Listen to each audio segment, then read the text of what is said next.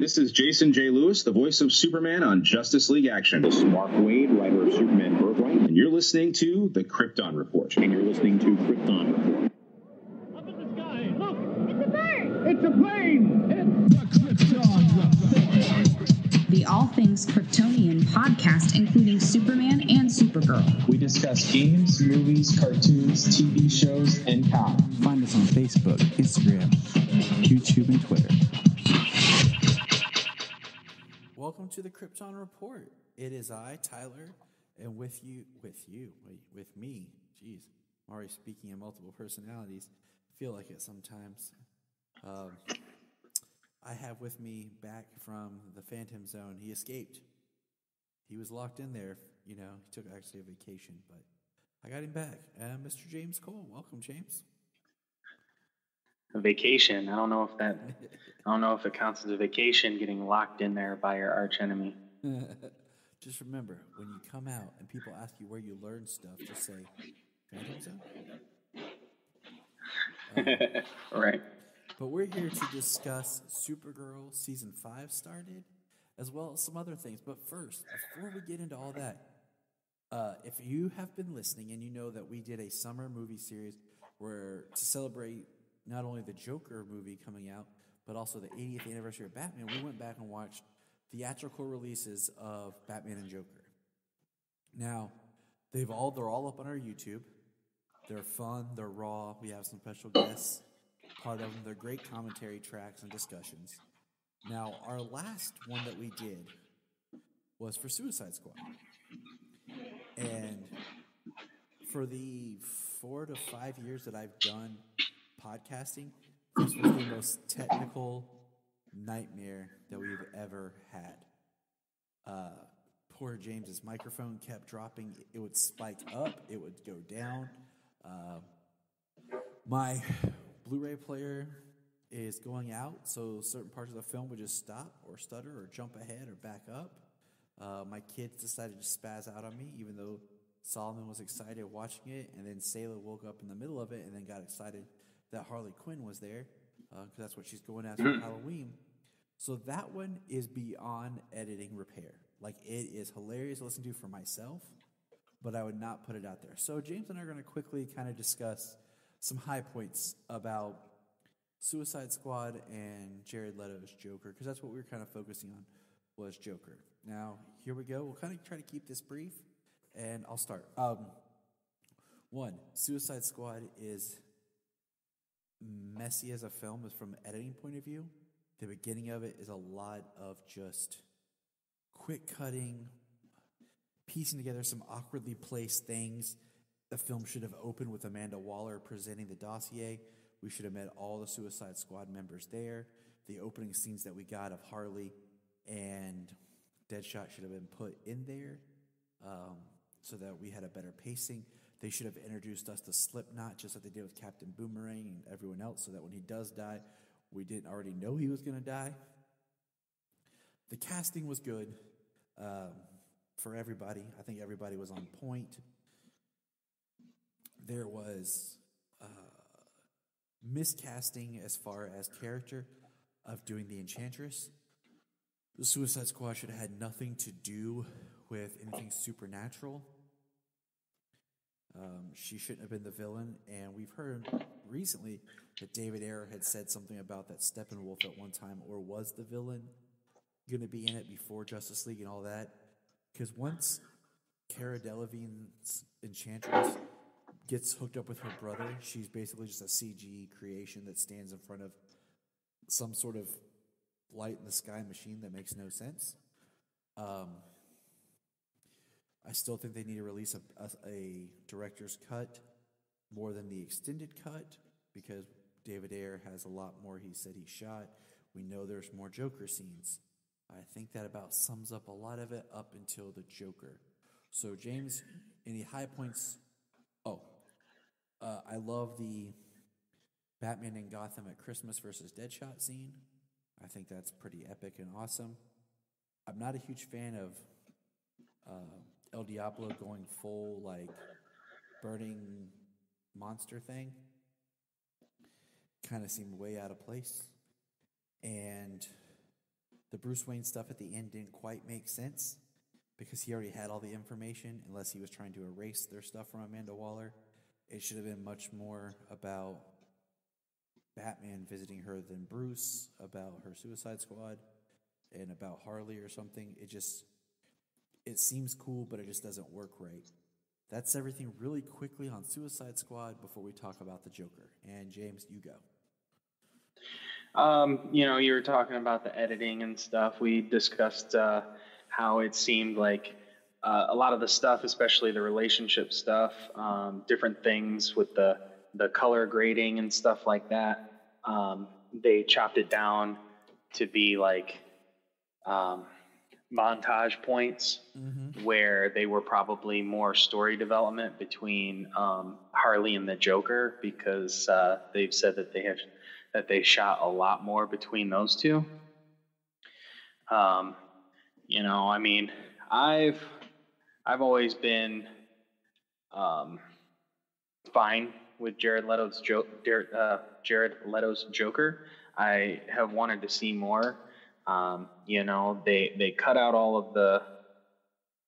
of everything except for the Joker wanting to get Harley back. You feel that from time to time that Joker can be obsessed with Harley and having her around. It's just his random personality. He's either obsessed, extremely obsessed, or he could care less, and we only got one side of that for the dysfunctional relationship of the movie. We had discussed that there's, especially because we watched the extended cut, that there's a lot more character development within the movie. That it's more of a with Harley, some stuff with Deadshot. Each character was used for what they were there for. They just telegraphed Slipknot not being there because there was no marketing for him. There was no introduction for him. Nobody was surprised when that happened, and they should have given him an introduction, and so that way maybe people didn't know that he was just fodder. Exactly. But wanted to see more with the Joker. His look, you can pick things out. I think it was okay. I like the bleached skin look. I love the bleached skin look. I love his hair. I like how his hair is really green, like really green. And I like that he is somewhat of a gangster. They only showed some of that where he's like where he's out and about, because there are times when he's just underground. They only showed like the highlights of him. They really played up the Prince of Crime. He took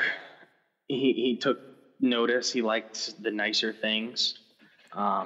Just an interpretation of the Joker. We didn't see enough of him, and everybody hates on him. So, that is my biggest criticism about his Joker is, one, he should have been in the movie more, or two, less. He should have only been in the film in flashbacks, and then at the end shows up in real time, or he should have been the main antagonist of the film. The biggest issue I have is, if you think about it, you have this character has different versions that's been existing for almost 80 years. And you just had a great Oscar-worthy performance from him. On The Last Joker, you have to interpret the character and do something different. And I'm not saying they did something wrong, but I think there were some misfires to that. And part of it was the fact that we never got to really know this character. He was just there as a plot device. They made him a little bit more animalistic with some of his actions. Kind of reminds me a little bit of the Joker on The Batman, which I'm not a fan of that Joker at all. And his look was, if you look at the modern day quote unquote gangster and David Ayer style. He falls in line with that. I don't particularly like the face tattoos and some of the stuff. Yeah, I think the face may be a little bit far, but the rest of the body tattoos, I mean,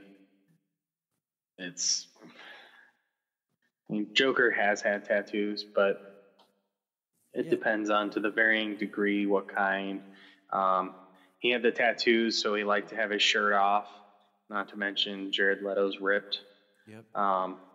But and you can believe that his Joker is not only intimidating because of his crazy and maniacal nature, but he could be a physically intimidating Joker, not like huge and towering over people, but he can handle himself. Yes.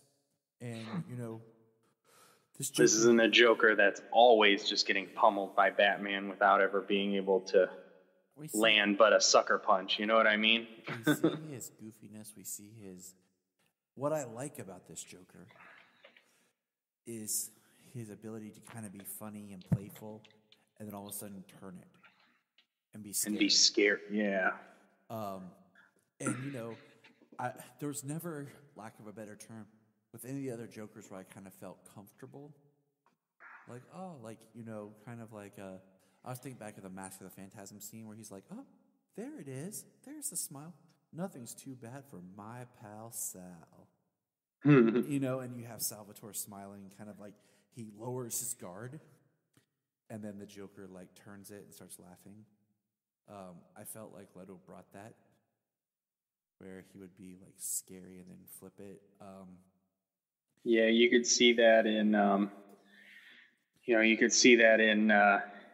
the club scene where he goes from being like eccentric to just common calling Harley a bitch and a bad bitch, and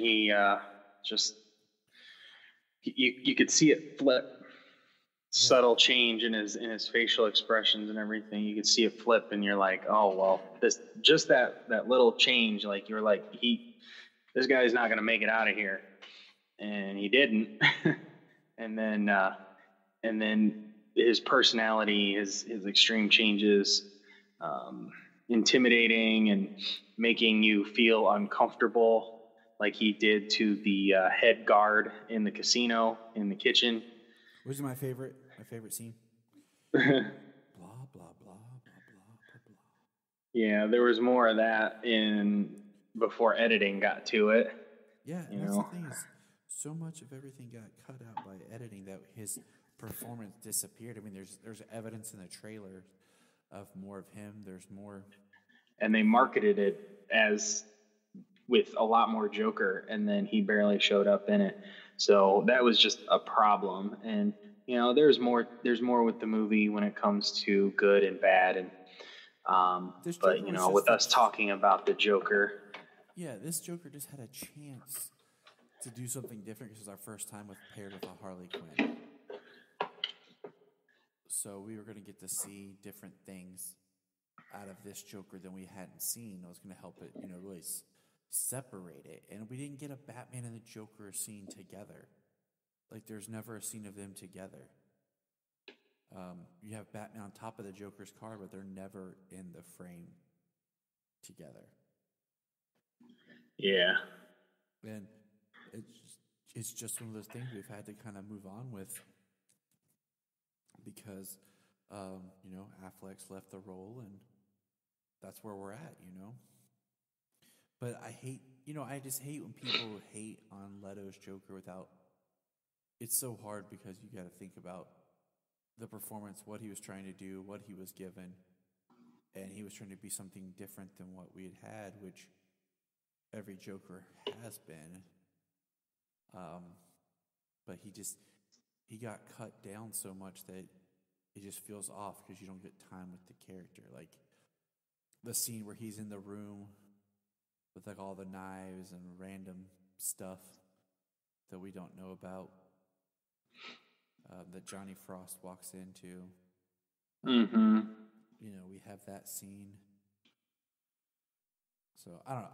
I like it. I would have liked more, because there's scenes.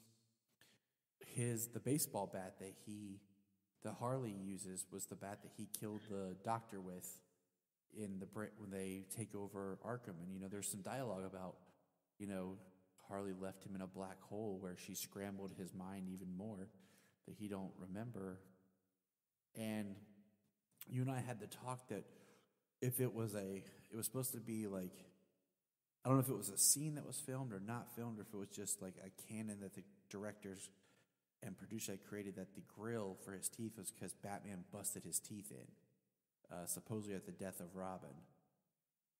And if you look at Batman's gloves and everything, it's like brass knuckles and stuff were built into his gloves. Oh yeah, when Batman hits you, he doesn't want to turn his back, and you're still standing. So that was something that was at some point maybe going to be explained. And we never learned what Robin it was. We never learned about Joker and Harley killing Robin. We never had which is a twist to the canon, but if you condense some of the timeline a little bit, there's nothing saying that it couldn't be different. Think about Batman Beyond / The Return of the Joker, how it was Joker and Harley that kidnapped and almost pretty much killed Tim Drake. Mm-hmm. There's nothing, there from the stories can't stay the same and evolve, continue on without evolving a little bit. The original will always be the standard from what the story is, but making changes to the canon like that is not, it's not blasphemous. It's not going to ruin your childhood. It's going to be somebody's first time, and then they're going to get to go back and see where that came from. The story's got to breathe, but that's exactly. That pretty much sums up, I think, the Joker discussion of Leto. I think he did a good job. He just got shortchanged in a lot of ways, and it's always going to be one of those, unless we get something else from him or we get more of the expanded Suicide Squad, which, with the way that the Suicide Squad is shaping up to be, where it is one of those, they say it's a sequel reboot, but the nature of the Suicide Squad is kind of rebooted everything because you have different people in the Suicide Squad. Yeah, each mission is specifically chosen. The people on the mission are specifically chosen for what's needed. So anybody in the system is available to be recruited to the Suicide Squad. In custody. We might see maybe an expanded cut again or something with David Ayer's Suicide Squad when the Suicide Squad comes out, just to try to help, sell more copies. If, people get pumped for that film, and they're like, oh, you want to see the new one? You got to watch the old one. But hey, did you see there's a new disc out for it? People are like, what? And there you go. Right. So, yeah, it's the Suicide Squad, for the most part, it's good, it's entertaining. We enjoy it. It made tons of money at the box office. It's getting a pseudo sequel, soft reboot kind of thing, but like you said, that's just kind of the nature of it. Jared Leto's Joker, we've seen photos of Harley kind of being like kicked out of the house kind of a thing, a fight between her and what's clearly a Leto Joker. They don't let you see his face or anything like that. And we had discussed about the way that they can shoot movies, and what they need to do is they shoot a scene with a stand-in, and then when the person becomes available, they bring them in and they shoot their close-ups and things like that. So to say that, because we had seen stuff about Jared Leto had cut his hair not too long ago to match the Joker. So not to say that he didn't have a time frame ready to come in and shoot his stuff. I mean, maybe we'll get a Jared Leto Joker during the breakup, but I mean, it's possible, but we'll see. We'll see what happens. Yes. Be nice to see actually some of that dysfunctionality between them when it comes to this movie, if they show that. I mean, they're already, with the first trailer, they're already discussing the breakup. So I don't suspect that that's going to happen all off screen. I mean, even if they shot it with a body double and it's kind of a montage setup for the breakup, I mean, just because they don't have Leto to be in on all of it, who knows? They could do it a number of different ways. But, his version of the Joker is continuing on in this, whether it's a body double, unfortunately, like Superman and Shazam, or if they got him back and worked the magic of editing. But let's zip over. Good editing, I hope. So let's zip over now and discuss Supergirl. If you're an Amazon shopper, just remember you can go to southgatemediagroup.com. There's a portal, log into Amazon, and you'll shop into your account just regular, but it also helps keep Southgate running. Lena enters a virtual simulation where she fights against Kara after knowing her secret, being Supergirl, from her brother Lex before she apparently killed him. Andrea Rojas acquires Catco, replacing James as editor-in-chief.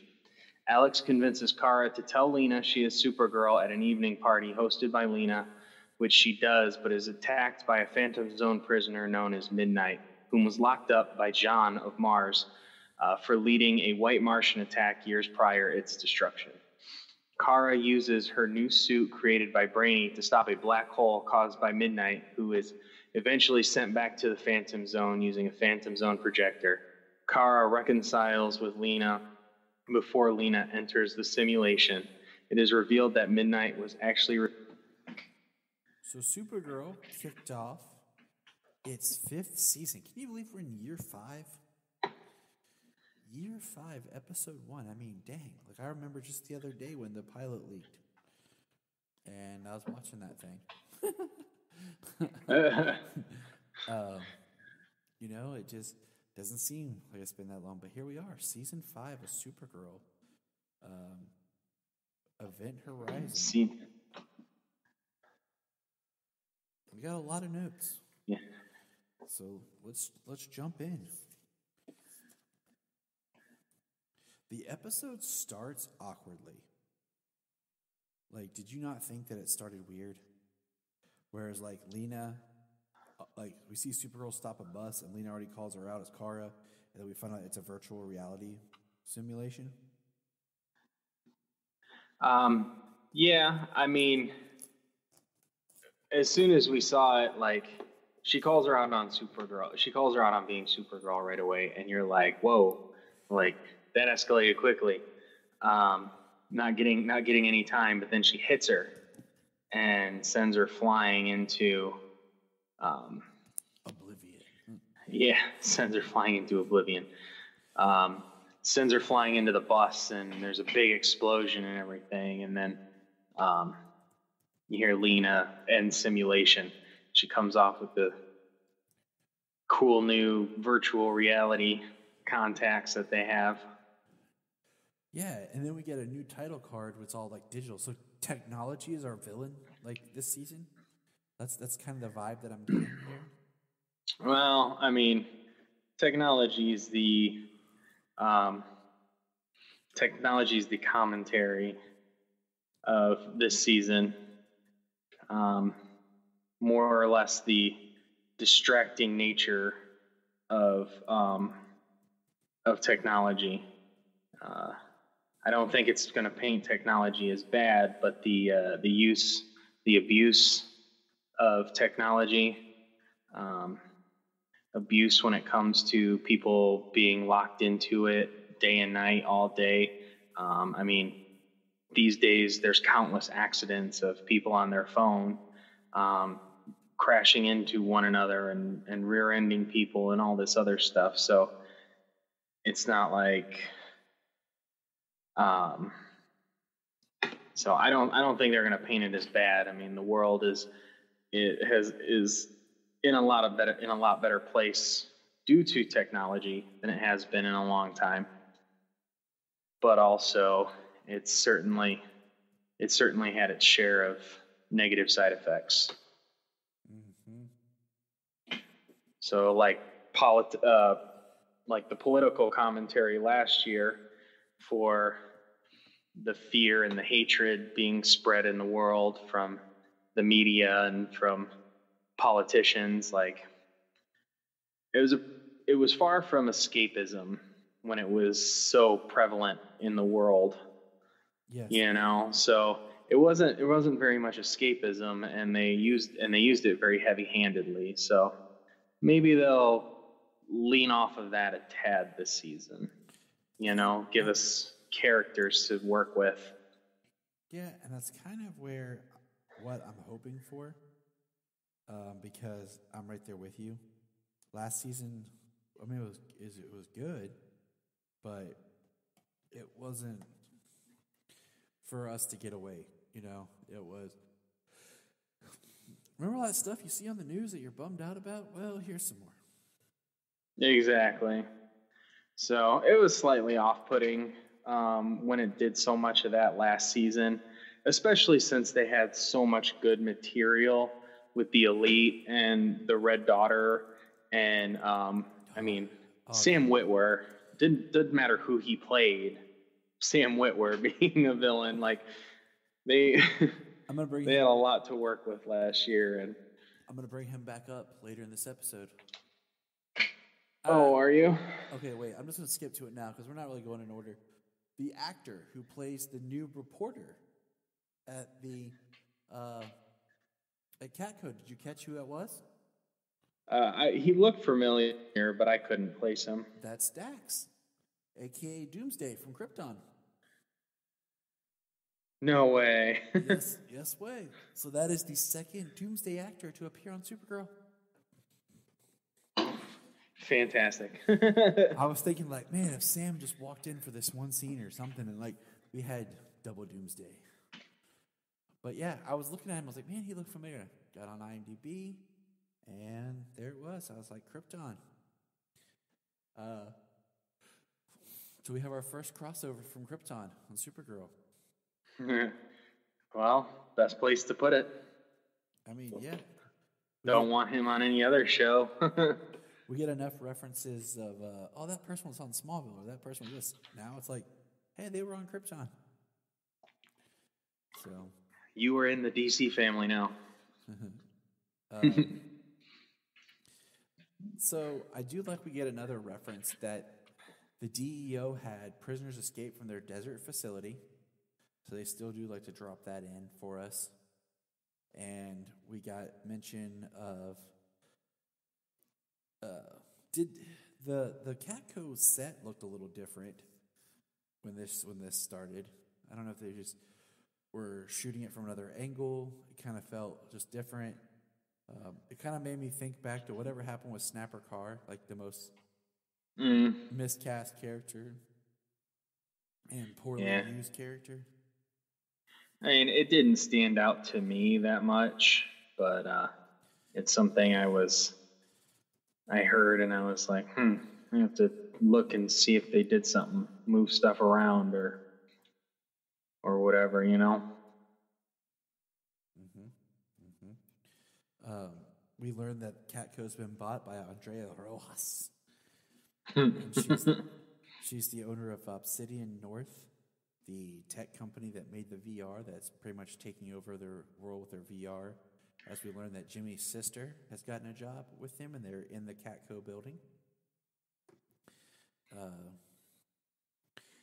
we learn that there is a Superman museum that's pretty awesome, where the voice of Velma, if you're a Scooby-Doo fan, is working, and we see the ship that brought Superman to Earth.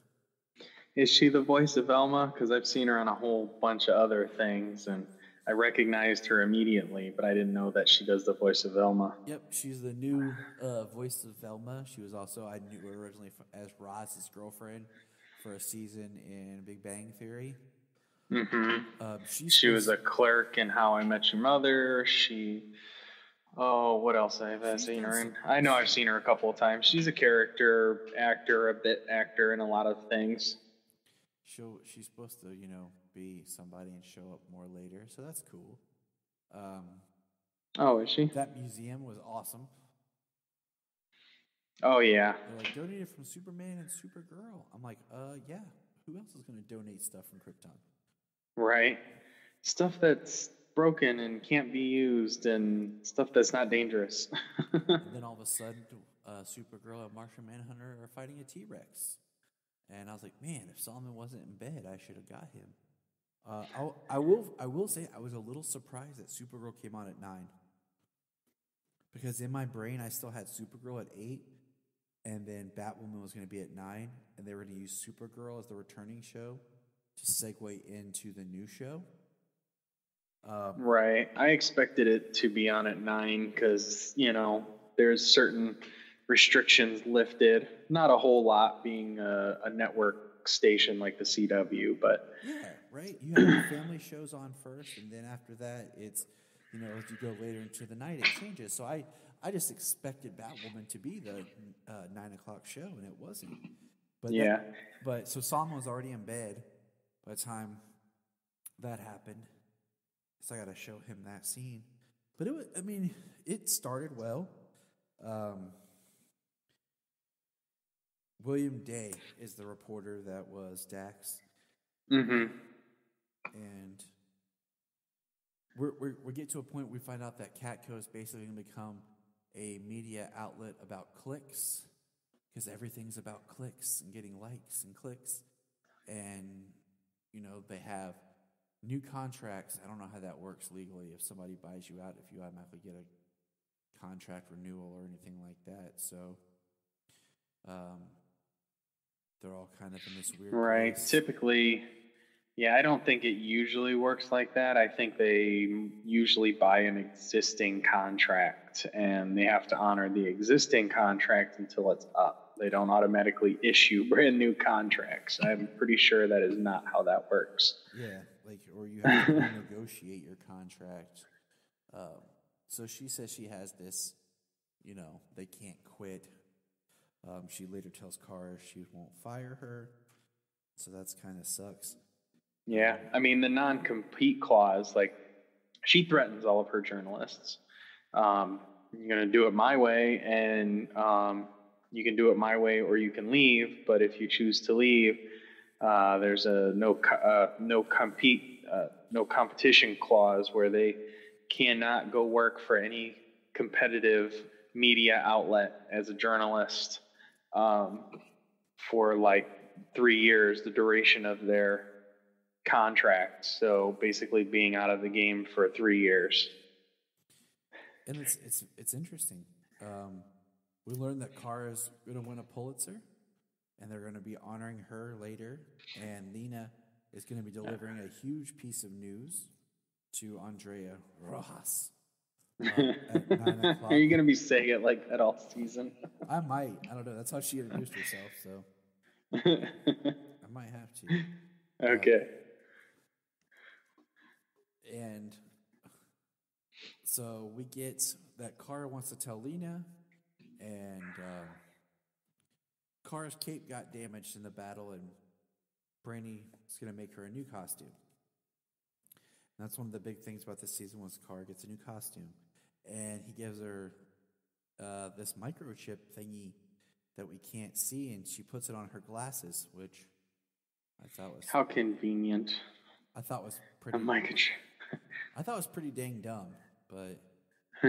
Yeah, I did not like the execution of that. Oh, here's a nano machine that sticks to your glasses, and when you whip them off, you automatically have this costume stuff. I mean, Yeah, they're on your glasses. T-1000 like suit form over you. They're on your glasses, okay? Yeah, I would have preferred a freaking little shield or something, you know, and it expands from the shield. Like she just, I don't know, slaps a shield on her chest or something, and just like they might as well have gone that way. That's what they did in the New 52 with his suit when he got his bio armor. Was like a little House of L symbol that was real small on his chest that he could touch, and it would expand. And you know what? For a modern age, I like that idea of a suit because let's face it, she wears some tight clothes on that show. Oh yeah, okay? She does. And when she does the scenes where she does the shirt rip, I'm thinking, yeah, there's no skirt, boots, or cape under that really tight outfit you're wearing there. Right. Kind of see that bunched up, your cape around the back of your waist, something like that. That's why Superman always wore like bulky clothes, and you know, and then in the Snyderverse, we never actually saw the shirt rip to the final scene. And if you really study that scene, he's wearing like a big trench coat and stuff like that, where you can kind of be like, okay, maybe he did have that under his clothes. But no, the heat ain't gonna get to him. Yeah, so it's like okay, but you know, for us people who think about some stuff, you know, I can only suspend disbelief so much. The Flash has a suit and a ring, okay, people, so that he can shoot it out and nobody knows. Yes, he's wearing a ring with the Flash symbol on it at all times. But maybe they just think he's a fanboy. But yeah, one thing about the suit, and you brought up the shirt rip. She would always take off her glasses and rip open her shirt. You got the iconic shot of Kryptonian revealing the S on their chest. You know what I mean? It's classic. Well, now that's not going to happen. She doesn't have that S on her chest. Like, I'm okay with it. It's different. Like I would prefer, like, you know, to her to rip the shirt. Well, that might be a little explicit. I don't know. Well, I would think like if they did like rip the shirt, like, you know, the shirt would open up, you know, and the suit is already forming over her. You wouldn't see anything. Yeah. You know what I mean? Just except for the suit. Then why would you need to rip the shirt? Well, you still need to take it off. You know what I'm saying? That suit just kind of like formed over her clothes. So now she had a skirt on. She had a tight mini skirt on for the party, for her Pulitzer party. And then all of a sudden she's wearing pants. So no, I don't mind the pants. I think it looks good on screen. I don't mind the pants. I'm just saying, like, she had a mini skirt, you know, down to almost her knees, and then she's got pants, like, yeah. So like it like changed her entire. So it burned off. It's the opposite of you don't have a skirt and cape under those tight clothes. Now you have this tight dress and tight skirt underneath your pants, but they're not. But they're like they're nowhere to be found. I'm just gonna. It's just the reverse problem. They just destroyed her suit. Right, like all her clothes get incinerated by the nano machines. Exactly. That's my headcanon right now. It's gonna cost her a fortune in those designer clothes. Yes. You know, now we do prove that you have to whip the glasses off because Brady gives it to her, and then we have the really great scene of Kara telling Lena that she's Supergirl, and she just pulls them off. Literally right before Lena's about to send out the news to Andrea Rojas. See, isn't it fun to say? Yeah.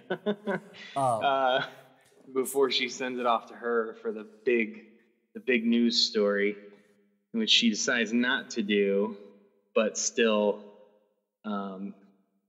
playing games with Kara. Like, she seems to accept it in front of Kara, and then in the end, she's like, "It'll be easier if she trusts me." Yeah, and da da da da. Like, full on evil Lena, man. Like, she's going down. Like, she's.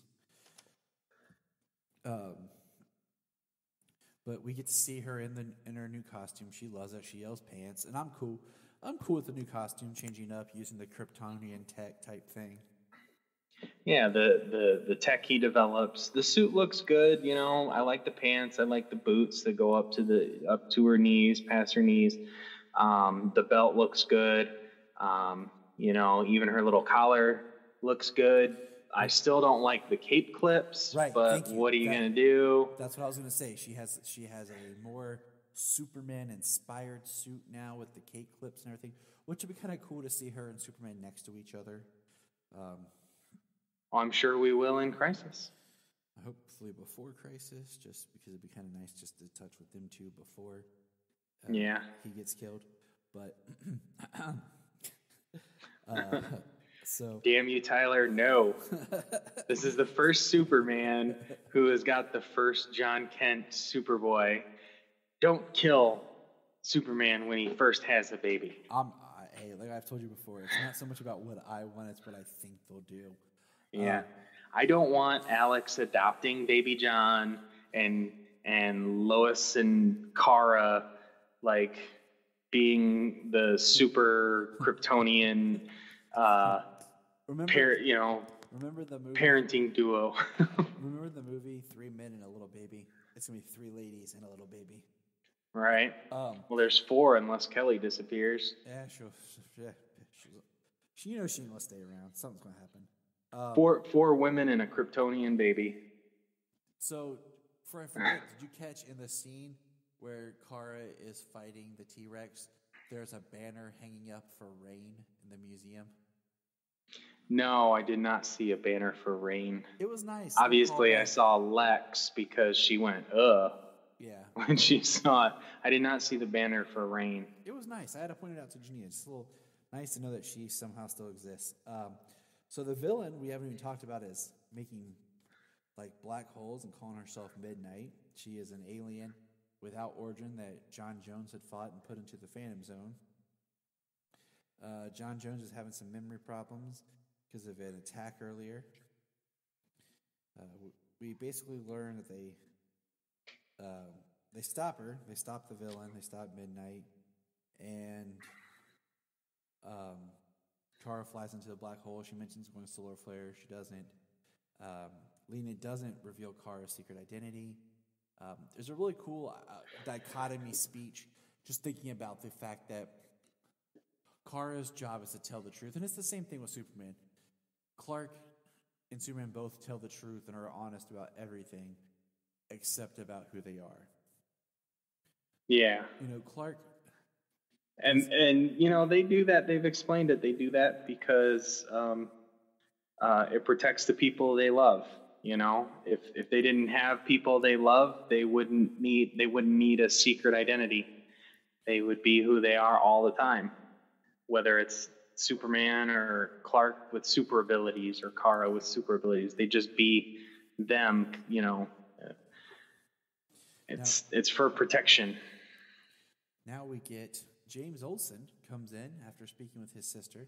She asks him, what does James Olsen want? He's been helping people long before he got that camera in his face.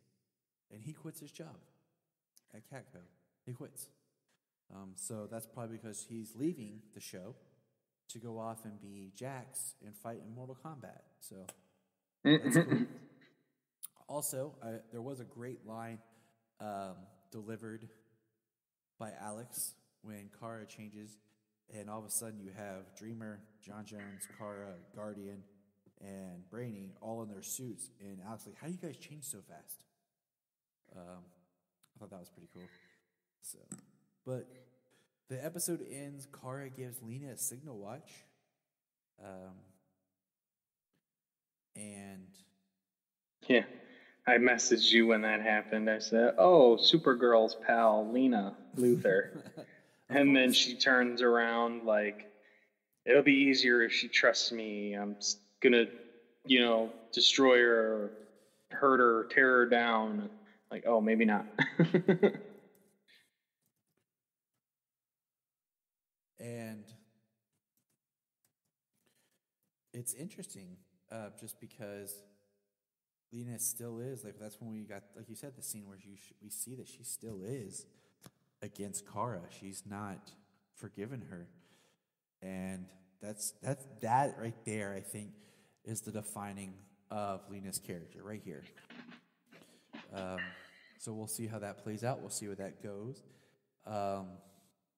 So the one thing we didn't really touch on at this point, though, was the shapeshifter who was a little girl and the T-Rex, which was shows up at John's detective office and reveals himself to John. He's a shapeshifter and that he's a Martian. And do you know who voices this Martian? Malafa'ak. Phil Lamar is the voice. I didn't know that until I just saw it. Which is amazing. Yes, Phil Lamar is amazing, and he has got a pedigree of DC voicing.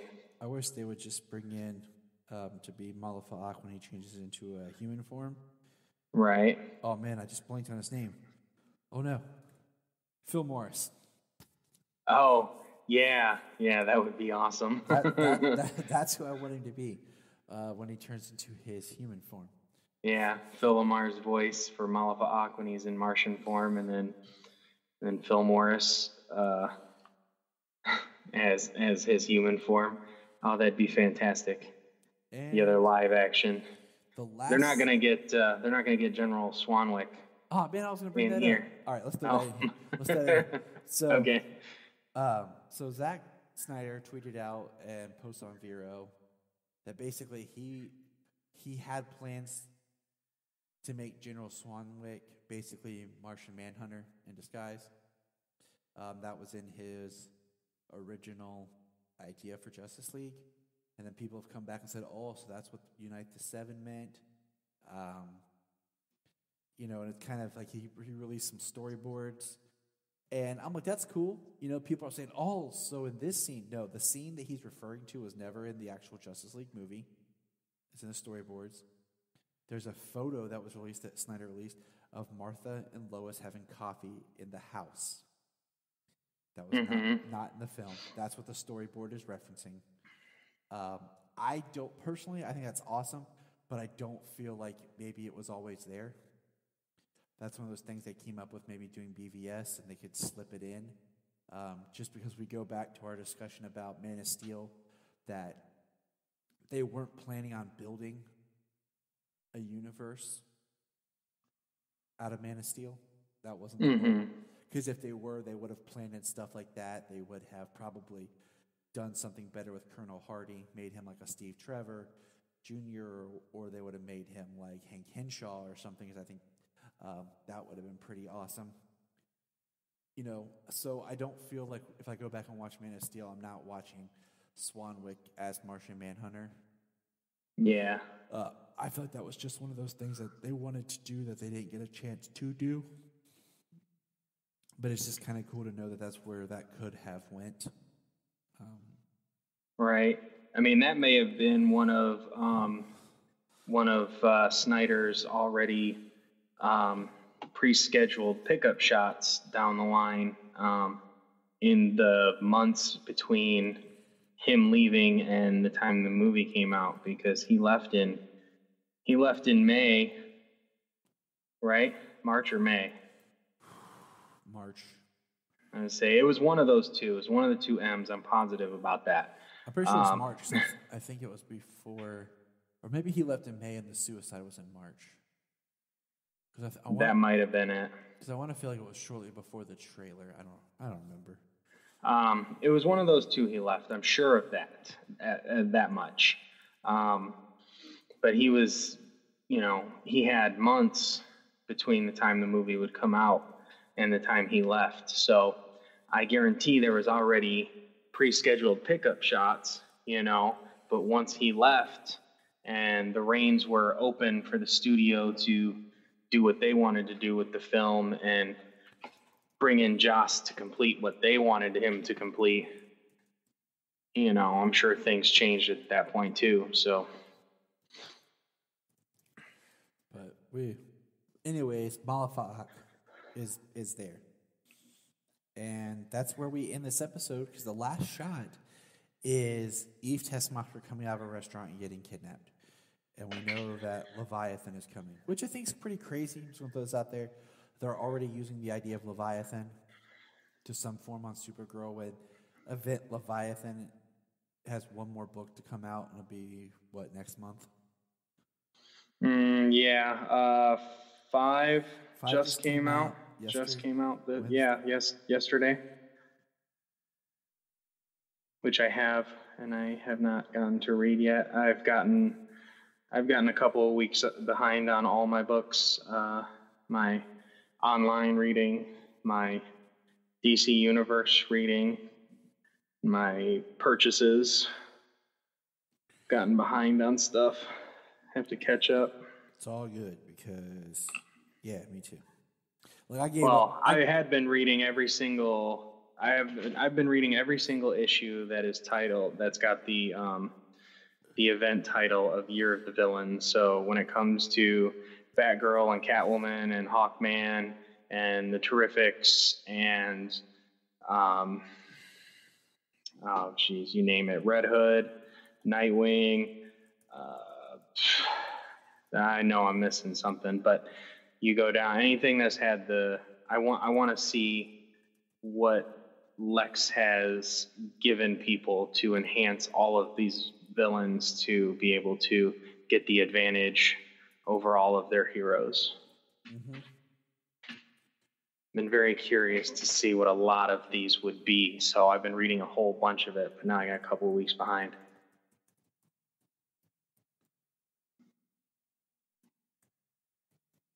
I am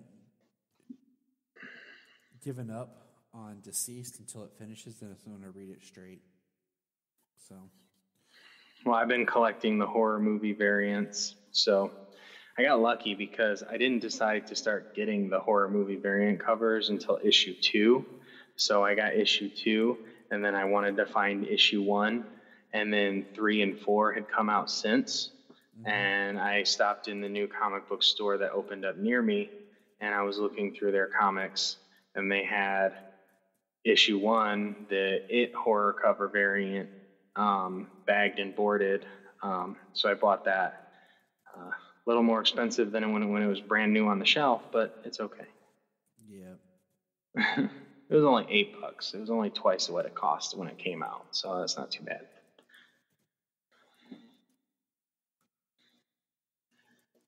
But I have all the horror movie covers, so.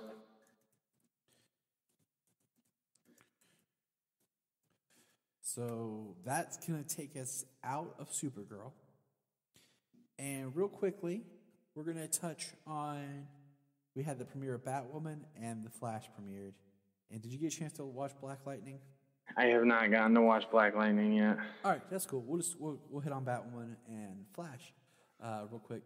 So, Flash. I loved it. Dude. I laughed so hard. I need to go back and watch the episode because I think I missed it because it opens with a flashback and he has his old suit from last season on, and I think I missed them either saying something or the first scene of him in the present with his suit on, because it just seemed like all of a sudden there it was. And usually there's some sort of explanation when the suit changes. So yeah, it's usually just an update in between seasons. Yeah, because at the beginning of season 4, and off-screen stuff, Cisco says, "Hey, I updated and made you a new suit." And then later it gets especially from season 1 suit. You know what I mean? That's bare bones. So. And then there's later in where they update a little bit more because it's based on the thing that Flash saw when he was in the future with himself. And then the last season's suit was given to him from the Ring by XS. But yeah, this new season looks dope. His suit, the best suit we've got from him. And the episode was good. I really want to rewatch it. I'm always excited for this show. This is my family show. This is the one that I gather the kids and everything. We watch Flash together. And I'm a little worried about blood work. I don't know, he just seems like a creepy like concept of a villain, like blood manipulation and everything. Like, I don't know, that could get disgusting. You know what I'm saying? Yeah, I don't know. I know he's a recent character in the comics. He doesn't have a whole lot of history to my knowledge, and the name. I haven't read those issues, so I don't know how he works, how he operates. But yeah, like no time at all. He's the bad guy. He's the villain pretty much outright. Like he gets Caitlin because he gets to Caitlin, friendly, you know. I like the actor. If you ever watched Heroes, he was Mohinder Suresh, which I like him as an actor. He was also in an episode of The Office. So yeah, he gets to her right away. He wants dark matter. He has developed a cure for cancer or certain forms of cancer. It turns out that his blood, he shows some of the test results for his blood, and it's basically like 100% odds that he's going to be coming down with cancer himself in his lifetime. Yep. And die like his grandmother. So, he develops a cure, basically. And, like, Caitlin knows exactly what being exposed to dark matter can create. You know, not everybody who is exposed to dark matter becomes the Flash or, Killer Frost or Ralph Dibny, you know? Yeah. Yeah, we're not talking about you, Cisco. That's a whole nother thing right there. Well, he turned his back on it, so what are you going to do? Yeah, I know. It made me mad, but that's another debate that you and I'll have another day. Well, especially since, back in, which crossover was it?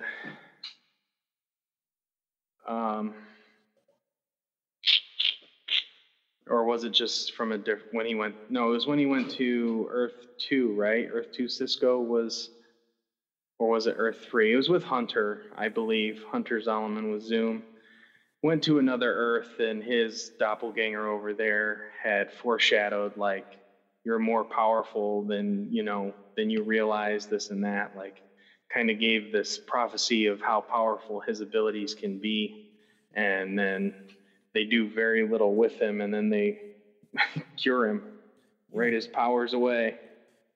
Yeah, and I don't know. Like if I knew what my friends were going through, and I had these powers, I'm sorry, I'm not giving them up. With great power comes great responsibility there, Cisco. But that's a whole You think Peter wanted to give it up a couple times? Yeah, he did. Okay? He did. But yeah, so they're off to good. There was no Wells in this episode, so it's kind of sad. I really like Tom Cavanaugh and the performances he does, so it just kind of sucked that we didn't get any kind of Wells in this episode. I'm looking forward to seeing what he brings this season. It was quick. It was a fun, quick episode. They're dealing with the loss of excess. Iris and Barry both are. Iris seems to deal with it more in a different way. We got to see Godspeed again. And we found out they've captured several Godspeeds. And as Solomon calls it, White Flash. That suit looks pretty awesome. It does. And I like that suit. It definitely looks like it's a mixture of CG and an actual suit. It's probably maybe the second best speedster suit, other than Barry's, if not the first best alternate speedster suit. I don't know, the rival's still the worst. But yeah, that's the Flash. I'm excited for it. Yeah, and we get a ominous prophecy that the Flash will die in crisis from the Monitor. Shows up in the time vault, unfortunately destroying Nora's message to her parents, which they are upset about, very much understandably so. but he tells him that the Flash is going to die, and yeah, it's going to be, there's going to be pre-crisis Flash, and then there's going to be post-crisis Flash. Like, things are going to change come December and January. Which is going to be interesting, but status quo is going to be reset. So that brings us to the new show of Batwoman. So what do you think, James, the Batwoman pilot? I enjoyed it.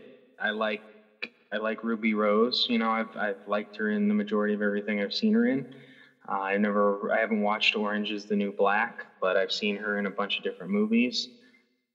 She's a character actor. She's been in physical roles. They had good action in there. I guess I heard the exterior shots are like Chicago, so the Gotham kind of is reminiscent of Batman Begins and The Dark Knight. Mm-hmm. So hopefully, and plus I'm sure they'll probably have some of their own stages and also shots like in Vancouver, kind of like mix them together, create their own original Gotham.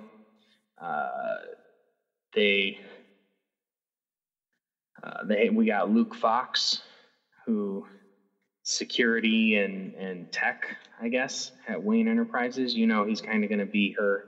He's going to be her tech guy as the show moves forward. Yeah, I mean, all these superheroes, and for the show, you need an ensemble cast.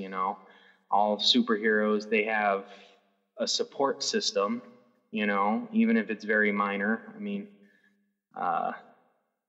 like Batman's Alfred, Gordon, who doesn't know who he is, but I mean, they gotta develop the support system for the character. They gotta develop the cast. We get our first look at Alice, the villain, for the season, for at least part of the season or something, who they reveal right away at the end of this episode that it is her twin sister Beth, who was supposed to be dead. We get some interesting commentary on Batman,